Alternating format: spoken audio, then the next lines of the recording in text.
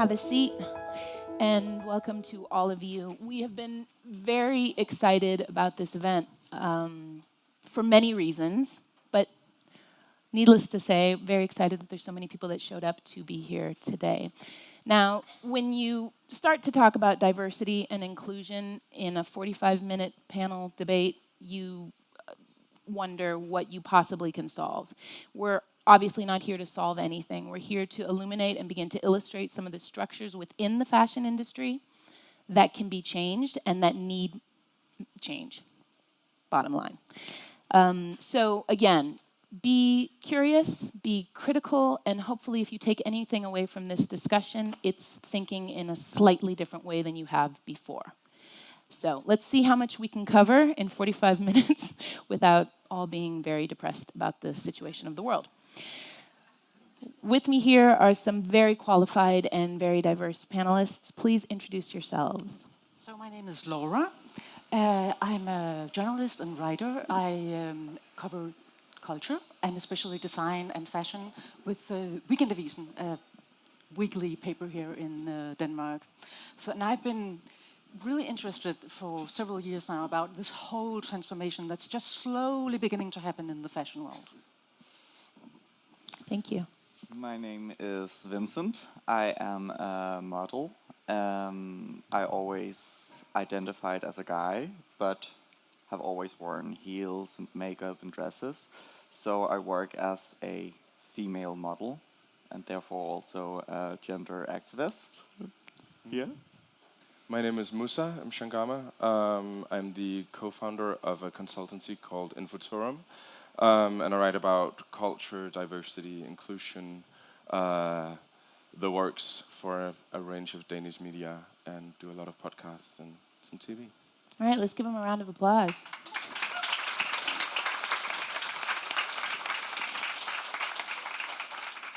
Thank you all for being here, and I know from several of our smaller discussions about this, we all have different eyes on the beast, so to speak. Moussa, I know you've also spent a lot of time working in fashion editorial businesses. Now, from that perspective, what are some of the first structural problems or even lack of diversity that comes to mind when we begin to open up the envelope? Right. So I think when we're talking about this, I think it's important to consider the fashion industry historically. Because fashion as a concept was sort of historically invented to make rich people look richer and thereby make everyone else not look rich. So it's inherently a class divider. And I think that's quite important when talking about these things, because it was intended, at least, for a very small group of people who are reproducing their own image again and again and again and again, while sort of disconnecting from the rest of the world through their visual style. And of course, the industry within the last 20, 30 years has been greatly commercialized and is now sort of available to the masses in terms of fast fashion and, you know, the high street and everything. But it's still sort of those same mechanisms. The industry in itself, the people who work in the industry, is still a relatively uniform sort of homogenic, of course, not heterogeneous, group of people that are sort of reproducing the structures that they have inherited from days gone by, so to say.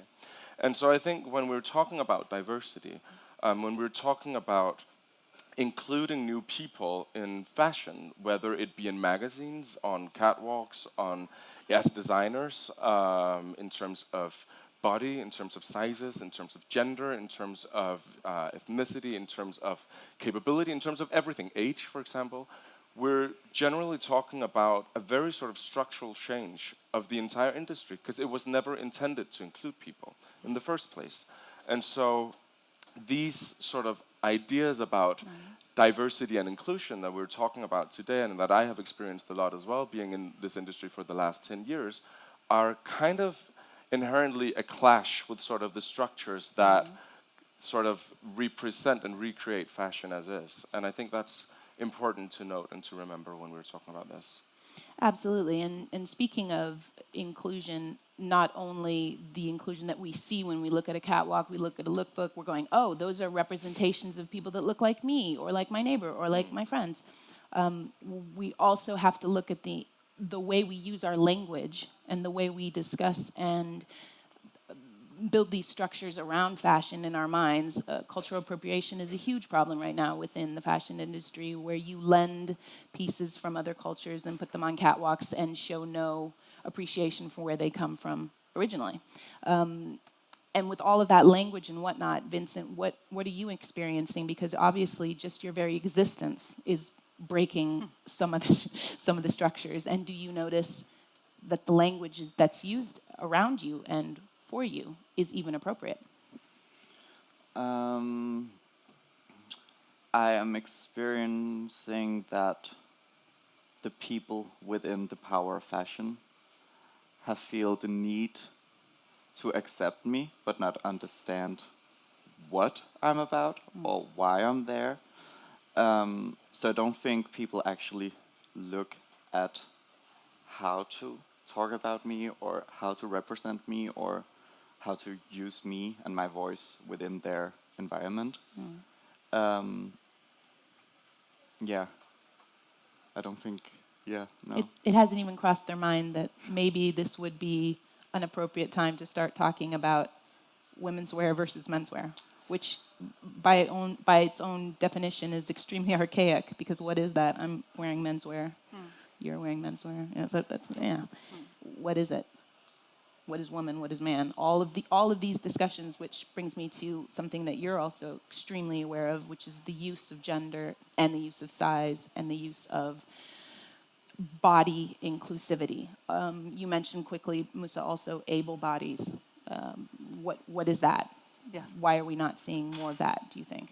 Yeah, and I mean, when you really begin to think about Or the lack thereof, yeah. who is included, who is excluded within fashion, the more you think about it, the more you reach the conclusion that most of us are excluded, actually. And this has very much to do with what kind of body are we making fashion for.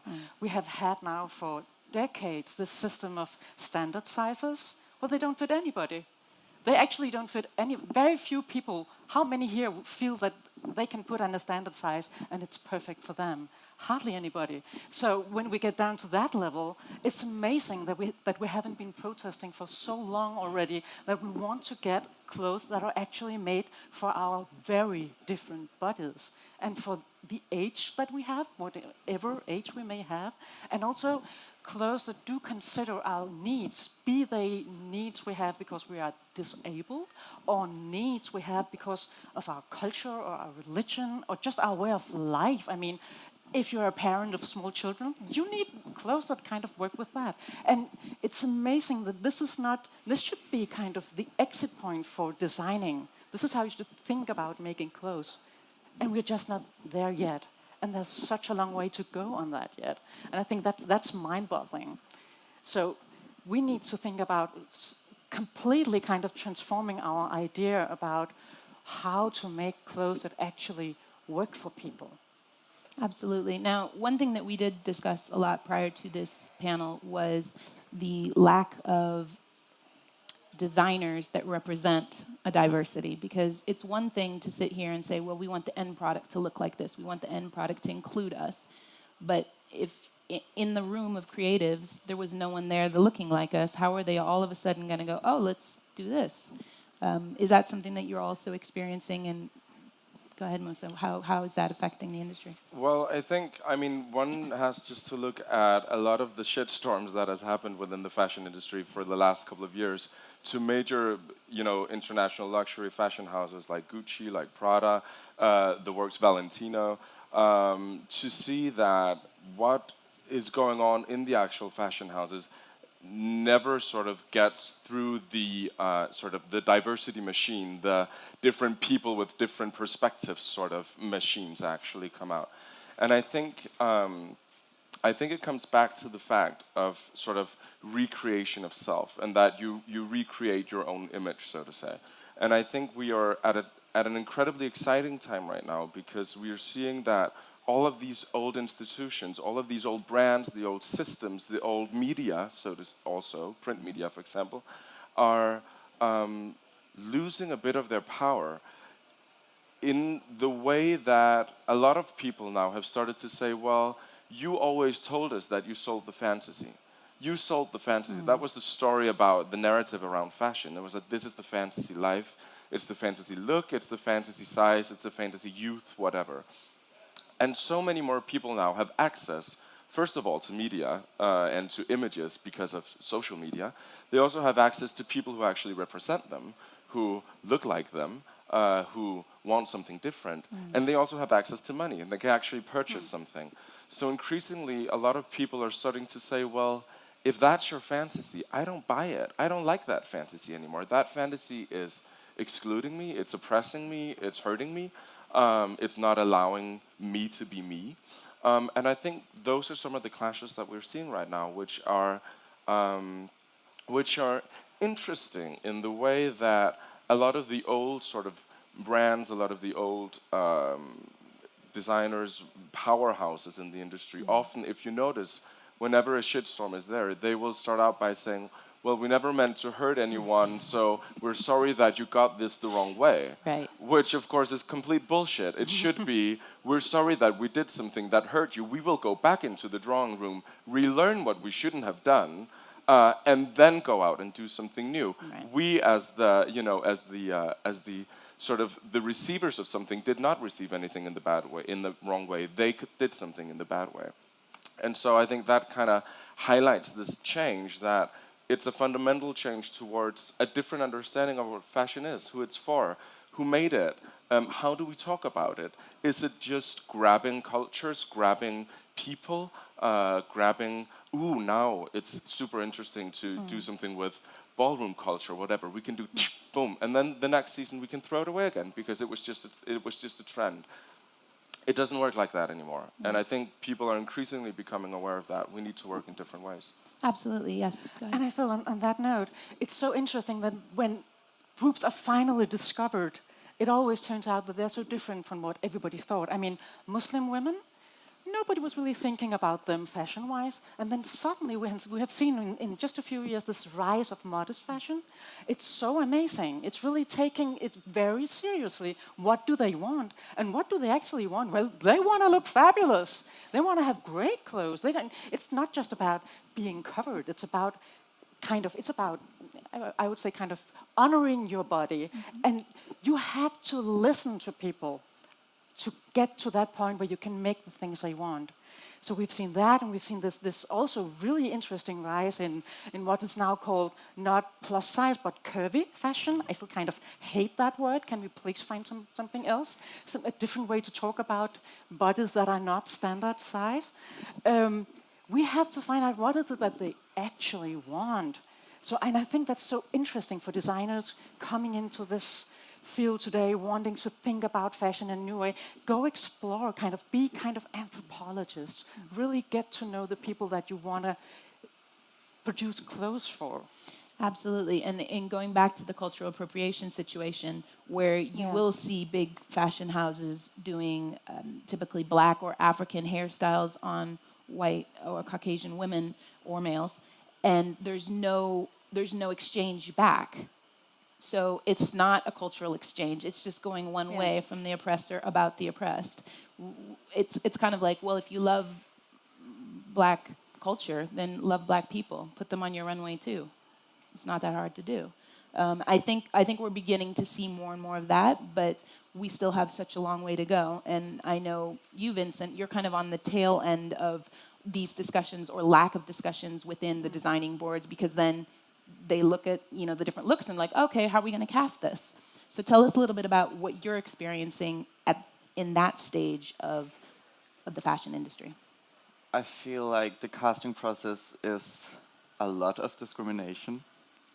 It's very much, they always feel the need to please the consumer. So, for example, they'll hire me because then they have the gender diversity, or they hire a Black girl because then they have a person of color. But I don't think they actually understand why they are hiring him. They just know that the consumer have a voice now. So they just are trying to please, but without actually thinking of why or how to please. So it's very much like some very stupid conversations in a small room of very privileged white, often men, sitting and discussing how to make more money off minorities. Yeah. Can I add something? Please. Because I think what you just said perfectly sort of exemplifies how, I mean, we're sitting up here at a debate during Fashion Week, so obviously we have also sort of risen to a position of power within the industry and are using our voice to sort of talk about some of these things. But I mean, I started out in the industry 10 years ago as a fashion assistant at a now closed magazine called Cover Magazine.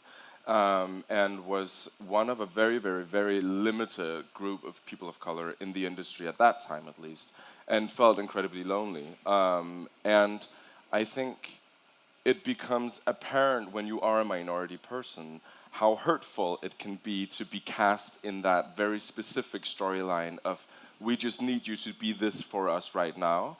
And then as soon as you leave the door, we didn't learn anything. We didn't consider it in any way. You were just sort of a poster for something that we could show and we could flag and say, oh, hey, yeah, we work with diversity. But the whole idea, of course, is that diversity isn't that, you know, you have one picture and then you have one of each person. That's not the point. The point is that that value kind of transgresses into the entirety of your business. And you don't necessarily, in my opinion, have to design for everybody. That's the same as designing for no one, basically. But it would be really, really nice if people actually kind of took a stand and said, we want to be here for you, specifically. We want to do this for you. And that you, that's what would be interesting, would be very interesting if it was not just for very young, very skinny, very rich white girls. And when I'm talking to a lot of designers, and when I advise them, and we work with them strategically on developing sustainability strategies and diversity strategies, often when we ask them about their design process, and I think it's very much connected to what you just said, we say, well, who are you designing to? Who's the fantasy that you're designing, who you're promoting? And they say, well, she's young, she's sort of like this influencer that we like, we don't really know her. Lots of followers. She has lots of followers and lots of money. She just loves fashion and she buys new things all the time. I'm like, who is this girl?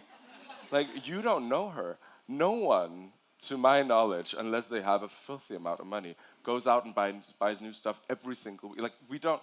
I mean, and of course a lot of people do, but it's like, you actually don't know the person you design to. I mean, that's a major problem. You design to fantasy that excludes most people. And also this fantasy, again, who is the fantasy for, and are we still really looking at more and more and more, buying more and more and more? And, you know, I absolutely think that the concept of diversity is intrinsically linked with sustainability. It's absolutely linked with it. When you look at you know, fast fashion brands where the whole business model is based on the exploitation of very wealthy white people, not the exploitation of them, the exploitation of brown people in countries we don't know how to pronounce, creating products for very, very wealthy white people in countries we live in.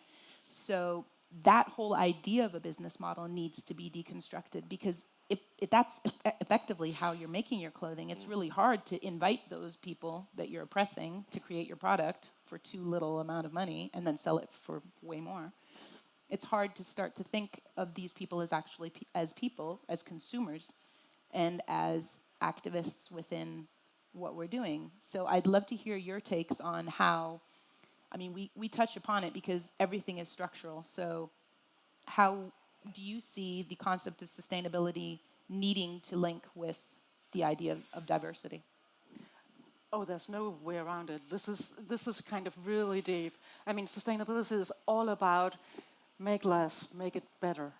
And in order to make it better, you really have to think again about who's going to wear these clothes. And you have to really factor in how will this be the right thing for you. And I think we need to especially begin to think about making clothes that fit bodies in a different way. I mean, we have to get rid, more or less, of the standard size system and think completely different about how do we get our clothes? Maybe we go to a shop and get our measures taken, decide on what we want. Maybe it will be made for us somewhere else, shipped to us. We can have it exactly according to our needs. I mean, all these kind of business models, they have to be explored. And just now, it's difficult even at the kind of most basic level. When we're training designers in design schools, they don't get to think about all this. They're just, I think it's getting better here in Denmark, but in so many places, you're still just taught how to kind of use a standard size system. That it's so interesting. Kind of the largest size for women in Europe is 42. That's actually the median size. That's kind of, if you measure all women, the kind of the size that's exactly in the middle, that's 42. This is what you can get at largest. So everybody beyond that is kind of just out of the system. So already there, this is what you're taught to do in design school. And people who are in the design school may want to kind of experiment a bit with clothes for different kinds of group. They will often get told that, oh, sorry, that's too ethnic, perhaps, or that's not marketable. So it's kind of killed right at the beginning. So this is very, very deep transformation that has to come, and it's all kind of linked together. Vincent, you were recently center in a situation where both language and the opportunity to elevate from maybe the current status quo was not taken. Would you mind telling a little bit about your perspective on what happened? Because I think what we're trying to do here is also just illustrate the different levels of where these situations are happening within the industry. So we'd love for you to share that experience. So DR, or national television, made a TV program on diversity within fashion, and uses almost half of this program to call me out for being wrong because I am a guy wearing a dress and heels. So two powerful people from the fashion industry who's been in the Danish fashion industry for years, and if you ask me, are in a very powerful position because they know literally everyone within Denmark, are sitting and having a conversation about me and about people like me, calling me wrong and people like me wrong and telling me I'm too feminine to look sexy in a dress, or I'm too feminine of a guy to be okay.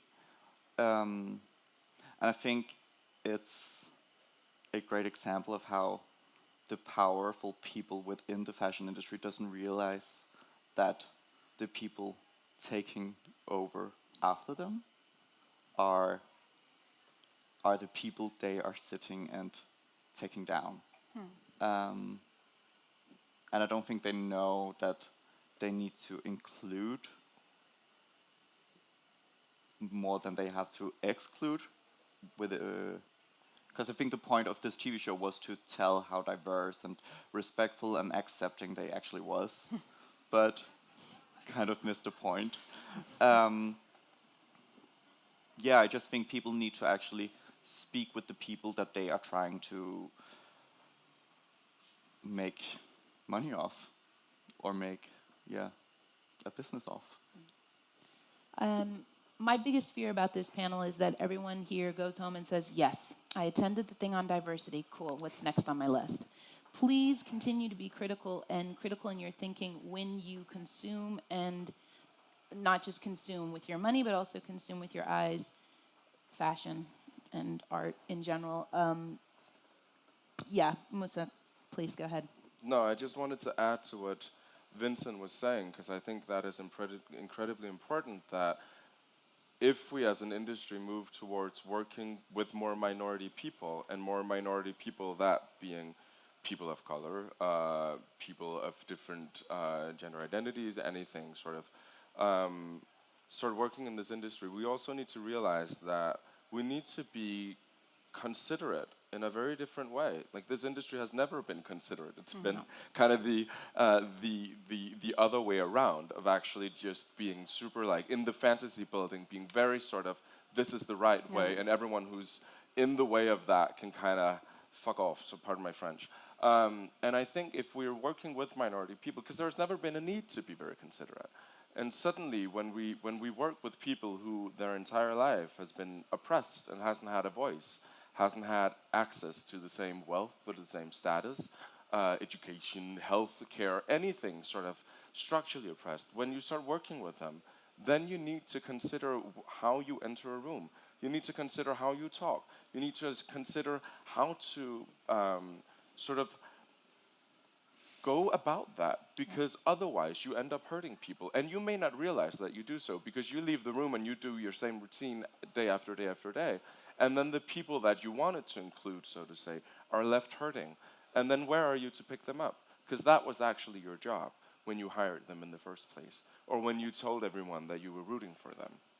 And so that is something I think we all have to learn, is really to be not just more accepting, but be more considerate. It doesn't cost anything to ask people what pronouns they want to be, spoken to, how they feel in a given situation, do they feel comfortable, what would make them feel comfortable. All of those different things doesn't cost anything. And I think that is something we all have to really deeply consider in our daily practices. And also, when you are in a position of power and you're unsure about something, then there's the wonderful power of asking a question. I think that, again, the power of conversation is very much about asking questions. What is A person's take on what happened to B's person, and having that begin to unfold. Because there's so many issues, and I'm sitting here, I'm thinking, all right, so there's sides. Based on everything we've talked about so far, what would you say we could begin to start to really focus on? Because yes, it's a huge problem that we're not only lacking a representation on the catwalk, in the casting process, in the editorials, we're also lacking representation in the designing room. We're also lacking representation at the schools of design, because the representation of the teachers is not there.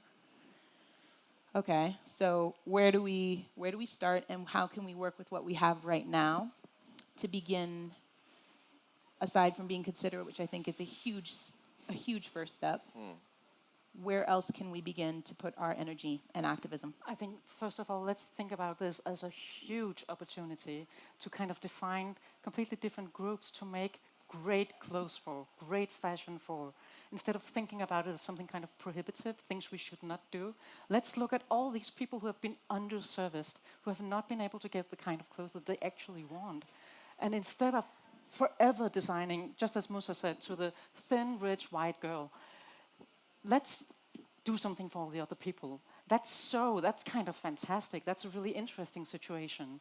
And once we get this process going, of course we need to this is a deep thing. We really need to change our minds about this. So we need to see new pictures. We need to see fashion, clothes presented in new ways. We so need to see different kinds of fashion shoots, different kinds of advertisement. And it's absolutely about seeing all kinds of skin colors and body types and ages. It's even about, I think, linking up with sustainability and saying, well, maybe we shouldn't just see new clothes forever. We're always seeing these new clothes. Maybe we should see kind of beautifully worn clothes that are good but have been used for a long time, and the kind of patina you get, that's beautiful. Why shouldn't we include that too, to kind of learn how to change our mind and not think about clothes as something that we go and buy new? Fashion now is kind of the moment where you go and buy something new. That's fucked up.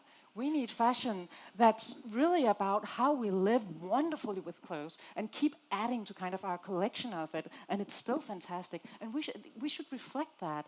So I'm talking about kind of inclusivity about old clothes too now, on top of all the other things we need to include. But this is about kind of working on ourselves, imagining a different way of living with fashion. Thank you. And Vincent, what are you thinking as far as here today, going to the next show or the next casting, what could be changed? I think people just need to be more considerate of each other. They need to treat people the same, not only the thin white rich girl. They need to accept and respect the minorities that they're trying to pull up, and accept when you've done something wrong. Yeah, I think. That's a good answer. Are you looking at me now? I'm looking at you. Right. Okay. So basically, I think what is important here is to realize that this industry, of course, is about money. So I think we as consumers should start using that power much more and consider where our money ends. And that means considering when we buy something, and we've spoken about the connectedness of obviously all of these social issues in terms of sustainability. And I am a firm believer of the fact that we cannot sort of divide economic, environmental, and social issues when talking about sustainability. We always have to consider all three. So with that in mind, I think we need to think about our clothes and the garments that we buy as investments. And if we start consider them investments, then we also should start consider who we invest in when we buy them. And so can we invest, so to say, by buying things in businesses that are led by women, businesses that are led by people of color, businesses that are led by minority groups, businesses that support differently, people that, you know, use part of their income to invest in other businesses or NGOs, like stuff like that, and really trying to consider that this industry has grown to a behemoth. It's out of control. It's so large. It's one of the biggest industries globally, especially in terms of the number of people employed. And so many people in this industry are oppressed. So if we can move sort of some of the money away from the big corporations and into minor businesses, into different businesses that want different things, then I firmly believe that we can be part of that change. And whether you choose to support your different causes, that's up to you. But I think it's important to consider that fact, that we actually have a much larger potential to move businesses than we think. And I think someone like the new, or it's relatively new, but the Fenty brand, for example, that Rihanna is doing, is a very good example of big corporations even. And I mean, as much as I love the fact that she's the first woman and the first woman of color to get a big brand under LVMH, it also pains me that she has a brand under LVMH, because at the end of the day, she's owned by white men. But of course, that's incredibly powerful, that she can do a brand like that. And that is the result of awareness, and the awareness she's creating, and most importantly, of her approach to diversity, of saying, this brand that I'm creating is for women. That means all women. That also means trans women. It also means older women. It also means bigger women. It means women of color. It means women. And those are the people that I want to include. That is somewhere to, I'm not saying you should go out and buy all Rihanna's part. She has lots of money, I'm sure. But that sort of approach, I think, is inherently, to me at least, valuable.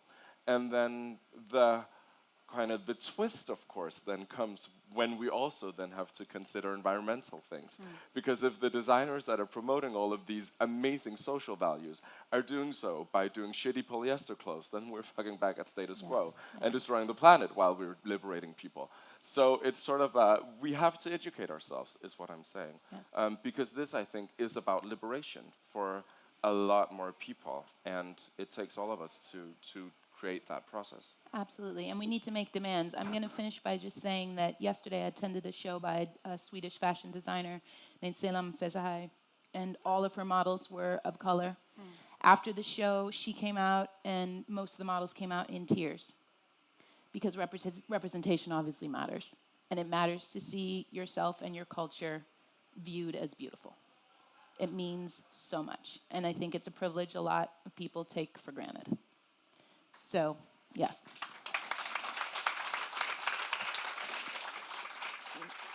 again, we're trying to start a conversation, and that means also including you. So we would love to open for any questions, if there are any. There probably are.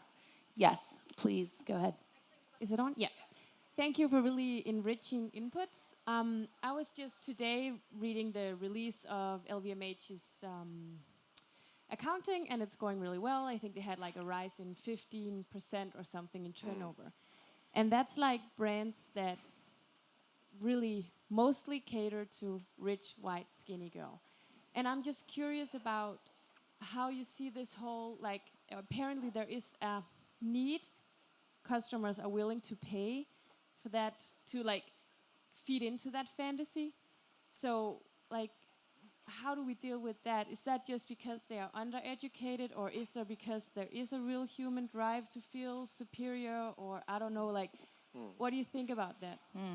Because like they are just growing and growing and growing. So they must cater to something that's important. May I start?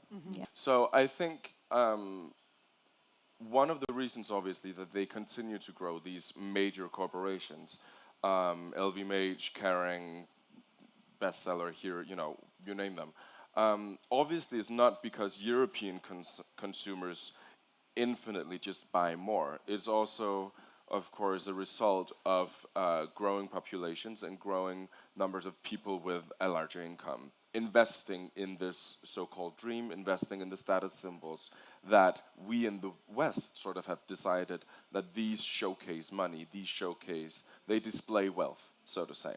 I think that's a major part of it.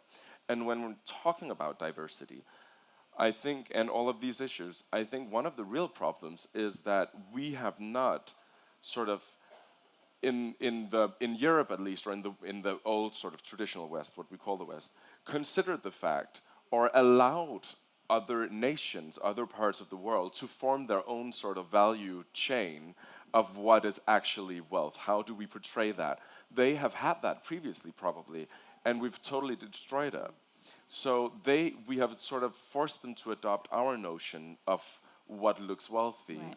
And that, of course, means great things if you own a LVMH. Then you're just like, you're fine. But it also, of course, means that it's very limited what other voices are there in other markets. And, of course, the entire world shouldn't be dressed in things created in Paris. It should be the other way around, basically.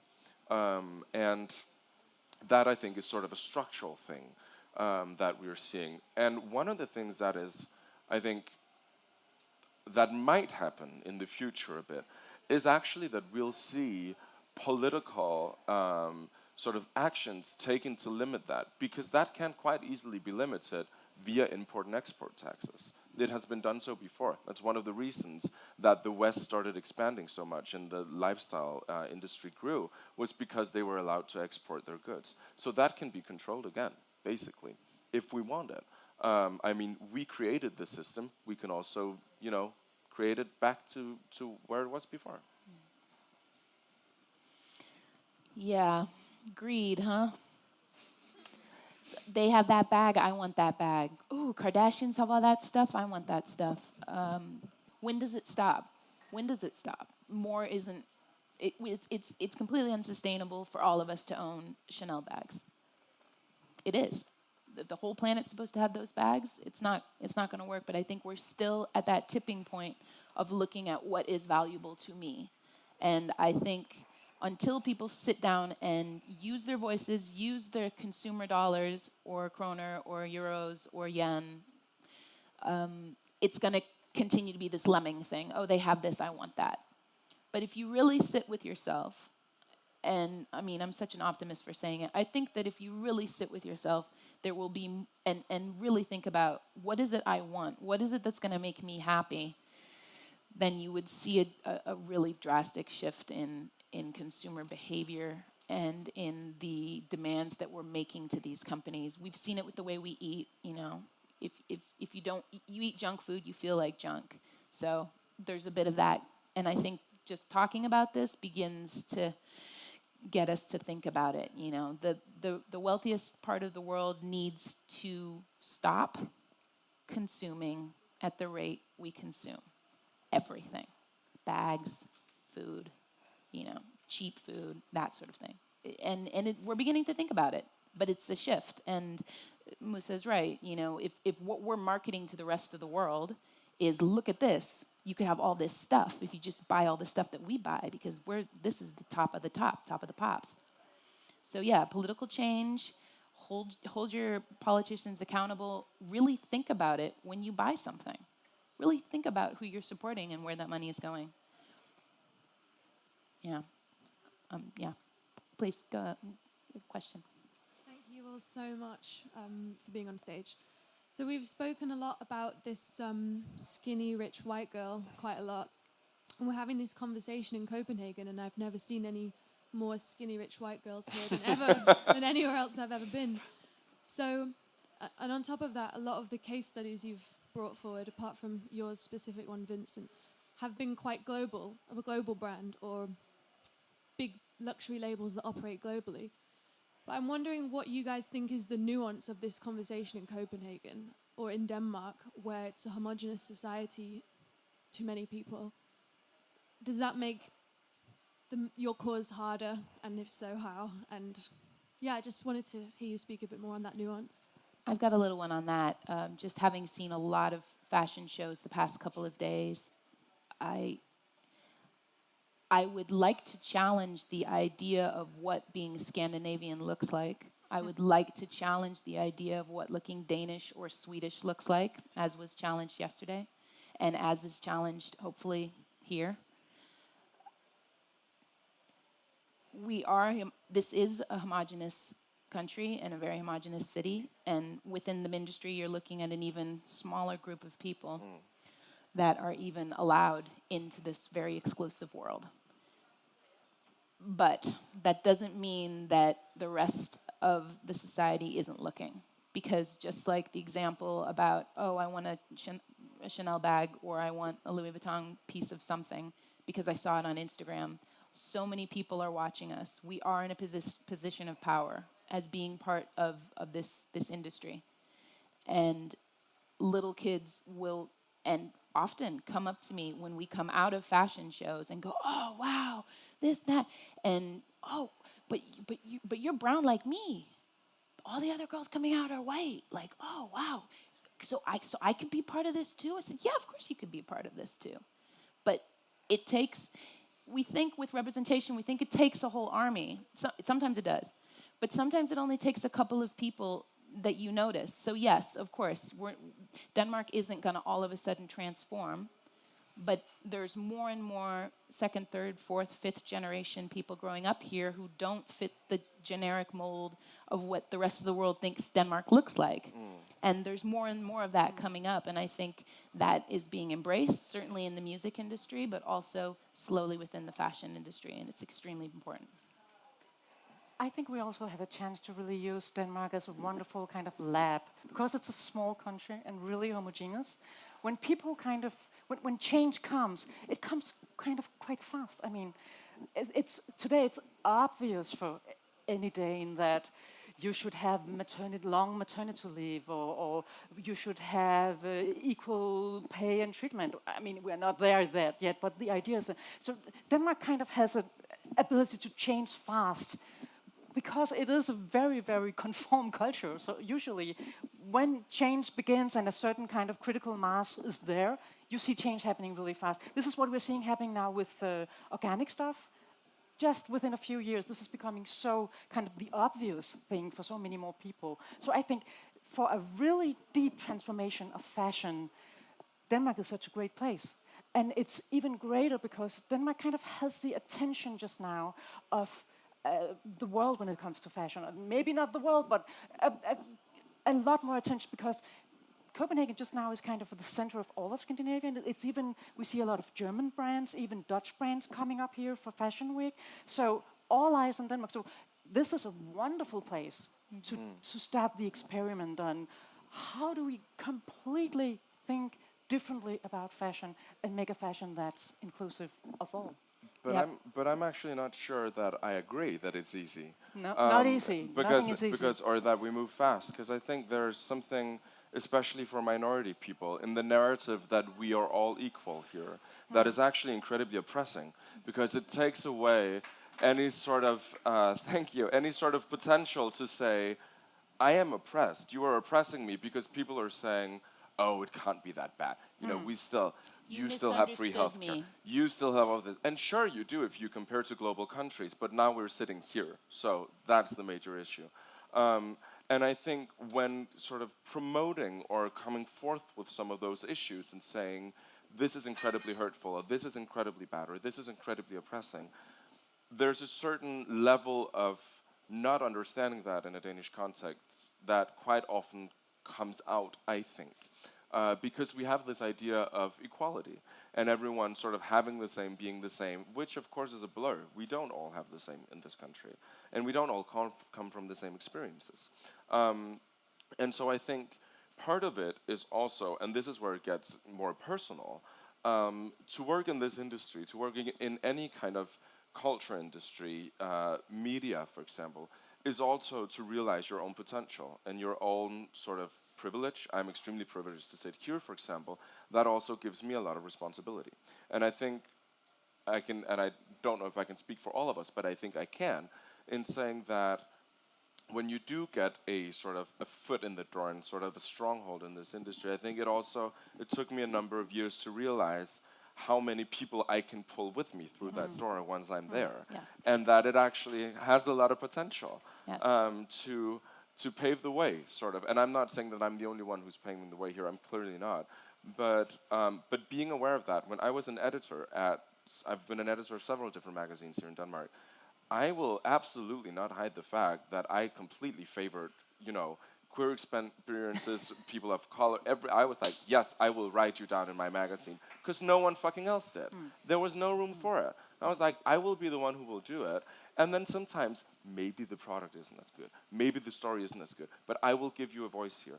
And that is something I can do while I have this platform. When I leave it, I hope someone else will be there to take it. And I think we all sort of have to realize that. We have to lift each other up. And yeah. And as Vincent also mentioned, when you have power, you have responsibility. You also mentioned this. And that's why the skinny white girl is so important. She's great. She can open a lot of doors.